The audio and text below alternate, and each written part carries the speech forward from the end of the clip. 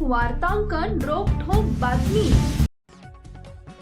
भारत देश 15 ऑगस्ट 1947 रोजी दीर्घकालीन संघर्षानंतर स्वतंत्र झाला, परंतु स्वातंत्र्य मिळाल्यानंतर देशाला एक सुसंघटित लोकशाहीवादी आणि न्याय व्यवस्था देणं ही मोठी जबाबदारी होती।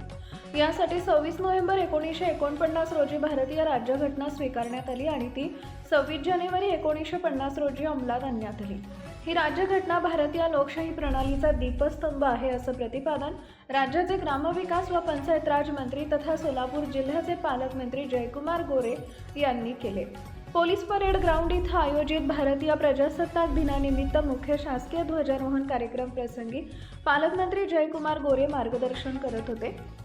यावेळी आमदार देवेंद्र कोठे, जिल्हाधिकारी कुमार आशीर्वाद, महापालिका आयुक्त डॉक्टर सचिन कुमार ओंबासे, पोलीस शहर आयुक्त एम राजकुमार, पोलीस अधीक्षक ग्रामीण अतुल कुलकर्णी, मुख्य कार्यकारी अधिकारी कुलदीप जंगम, राज्य राखीव पोलीस दलाच्या समावेशक दीपाली काळे यांच्यासह सर्व संबंधित विभागांचे प्रमुख पदाधिकारी उपस्थित होते।